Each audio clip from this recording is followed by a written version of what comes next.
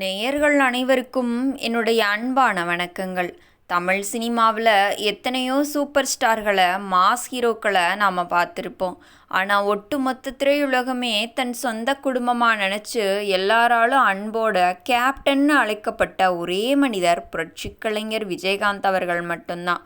அவர் நடித்த ஆக்ஷன் படங்கள் எந்த அளவுக்கு பிரபலமோ அதைவிட பல மடங்கு பிரபலம் அவரோட தாராள குணமும் அன்னதானமும் தான். இன்றைக்கி தமிழ் சினிமாவில் இருக்கிற பெரிய ஸ்டார் நடிகர்களோட படப்பிடிப்பு தளங்களில் எல்லாருக்கும் சமமான சாப்பாடு கிடைக்குதுன்னா அதுக்கு 30 வருஷங்களுக்கு முன்னாடியே கேப்டன் விஜயகாந்த் விதைச்ச ஒரு மாபெரும் புரட்சி தான் காரணம்.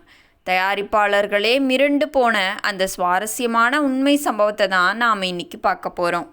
விஜயகாந்த் அவர்கள் சினிமாவுக்கு வர்றதுக்கு முன்னாடி ஆரம்ப காலகட்டத்தில் பல படப்பிடிப்புகளில் ஜூனியர் ஆர்டிஸ்ட்டுகள் மற்றும் லைட்மேன்களுக்கு ரொம்பவே மோசமான சாப்பாடு கொடுக்கறத நேரில் பார்த்துருக்காரு.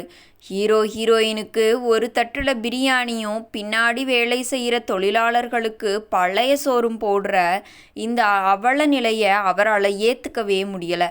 அதனால் அவர் எப்போ புகழின் உச்சிக்கு வந்தாரோ அப்போ ஒரு அதிரடியான விதியை தன் படங்களுக்கு கொண்டு வந்தார்.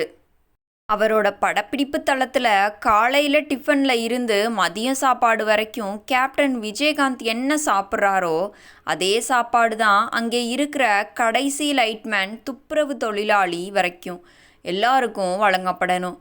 ஒரு முறை ஒரு பெரிய பட்ஜெட் படத்தோட தயாரிப்பாளர், சார் 300 பேருக்கு மட்டன் பிரியாணி போட்டால் பட்ஜெட் எகிரிரும், ஜூனியர் ஆர்டிஸ்ட்டுகளுக்கு சாதாரண சாப்பாடு போட்டுக்கலாம் அப்படின்னு கஞ்சத்தனம் காட்டினாராம். இதை கேட்டு விஜயகாந்துக்கு பயங்கரமான கோபம் வந்துருச்சு. என் படத்தில் வேலை செய்கிறவங்க பசியோடு இருந்தால் நான் நடிக்க மாட்டேன். அவங்களுக்கு பிரியாணி போட உங்ககிட்ட காசு இல்லைன்னா என்னோட சம்பளத்தில் இருந்து அந்த பணத்தை கழிச்சுக்கோங்க. ஆனால் எல்லாருக்கும் ஒரே சாப்பாடு தான் பரிமாறப்படணும் அப்படின்னு கராராக சொல்லிட்டாரு. தயாரிப்பாளர் மிரண்டு போய் அன்னைக்கு எல்லாருக்குமே பிரம்மாண்ட விருந்து வச்சாரு. விஜயகாந்த் அவர்கள் தான் சாப்பிட்றதுக்கு முன்னாடி கடைசி ஆள் வரைக்கும் சாப்பாடு போயிருச்சான்னு செக் பண்ணிட்டு தான் சாப்பிடவே உட்காருவாராம். அதனால தான் இன்றைக்கும் தமிழ் சினிமாவில் விஜயகாந்த் அப்படிங்கிற பேரை சொன்னால் முகம் தெரியாத எத்தனையோ ஏழை தொழிலாளர்களின் கண்களில் கண்ணீர் முட்டுமா. நடிப்பை தாண்டி ஒரு மாபெரும் மனிதனாக வாழ்ந்த கேப்டன் விஜயகாந்தின் இந்த தாராள குணம் உங்களை நெகிழ வைக்குதா? என்ன நெகிழ வைக்குது? உங்களை நெகிழ வச்சா மறக்காமல் கீழே கமெண்ட் செய்யுங்க. இந்த வீடியோ பிடிச்சிருந்தா வீடியோவிற்கு ஒரு லைக் கொடுத்து அப்படியே நம்ம சேனலையும் சப்ஸ்கிரைப் பண்ணிக்கோங்க.